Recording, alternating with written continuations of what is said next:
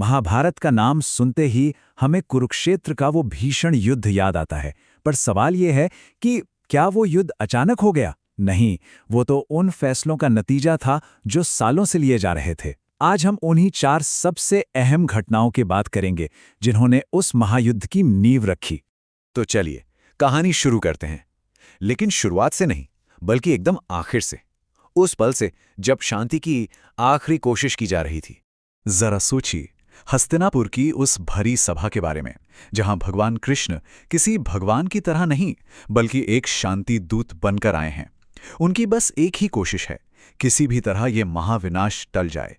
कृष्ण सीधे सीधे राजा धृतराष्ट्र से कहते हैं कि इतिहास ये नहीं देखेगा कि आपके बेटों ने क्या किया, इतिहास आपको, सिर्फ आपको जिम्मेदार ठहराएगा कि आप एक राजा होते हुए भी इस अन्याय को रोक नहीं पाए, क्योंकि एक राजा का सबसे बड़ा धर्म हमेशा न्याय होता है।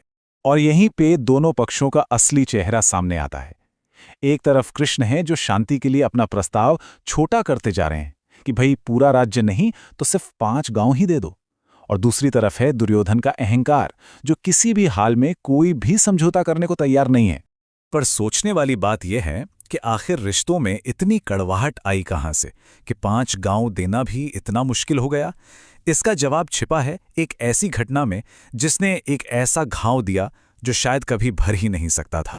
ये कहानी है भरी सभा में हुए एक अपमान की, द्रौपदी के चीरहरण की, एक ऐसी घटना जिसने धर्म और मर्यादा की सारी सीमाएं तोड़ दीं। जरा उस दृश्य की कल्पना कीजिए।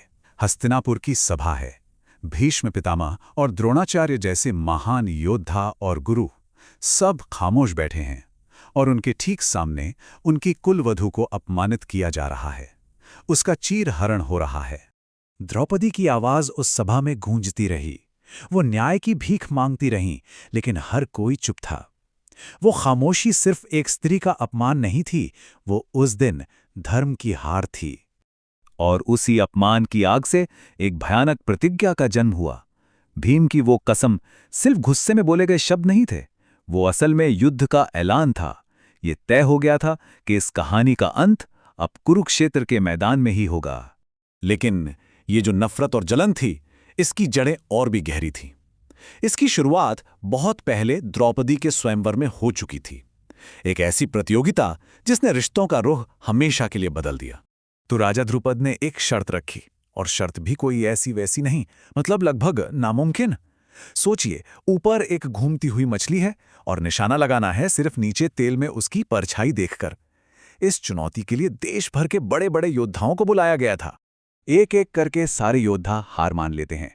जब महान धनुर्धर कर्ण की बारी आती है तो द्रौपदी उन्हें रोक देती हैं। उन्हें सूतपुत्र कहकर मना कर दिया जाता है।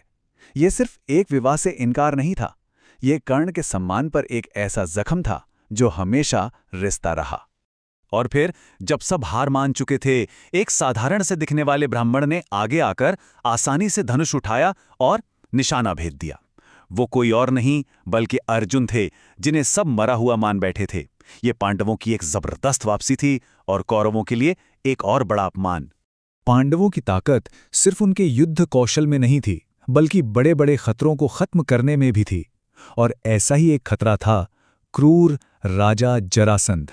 अब ये जरासंध की कहानी भी बड़ी अनोखी है। देखिए, उसके जन्म ने ही उसे लगभग अजेय बना दिया था। वह असल में 2 अलग अलग हिस्सों को जोड़कर बना था, और उसे हराने का तरीका भी यही था कि उसके शरीर को फिर से 2 हिस्सों में चीर दिया जाए। और कृष्ण की बताई हुई युक्ति से भीम ने ठीक यही किया। जरासंध का अंत होते ही पूरे आर्यावर्त में पांडवों का नाम धर्म के रक्षकों के तौर पर और भी मजबूत हो गया, और उधर हस्तिनापुर में बैठे दुर्योधन के दिल में जलन की आग और भी तेज हो गई। तो अब हम वापस वहीं पहुंचते हैं जहां से हमने ये कहानी शुरू की थी, हस्तिनापुर के दरबार में, जहां स्वयंवर का अपमान, चीरहरण का जख्म और सालों से बढ़ती नफरत, ये सब मिलकर एक विस्फोटक स्थिति बना चुके हैं। और इसीलिए जब कृष्ण शांति का वो आखिरी प्रस्ताव रखते हैं तो दुर्योधन का सिर्फ एक वाक्य, मैं उन्हें सुई के नोक के बराबर भी जमीन नहीं दूंगा, शांति के सारे दरवाजे हमेशा के लिए बंद कर देता है। और बात यहीं खत्म नहीं होती। दुर्योधन अपने अहंकार में इतना अंधा हो जाता है कि वो शांति दूत बनकर आए कृष्ण को ही बंदी बनाने की कोशिश करता है।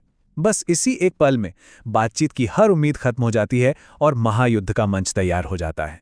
महाभारत हमें यही बताता है कि जब अन्याय और अपमान सारी सीमाएं लांघ जाते हैं तो विनाश को कोई नहीं टाल सकता। लेकिन ये अपने पीछे एक बहुत बड़ा सवाल छोड़ जाता है कि जब बातचीत के सारे रास्ते बंद हो जाएं और न्याय मिलना नामुमकिन हो जाए, तो क्या युद्ध ही आखिरी रास्ता बचता है?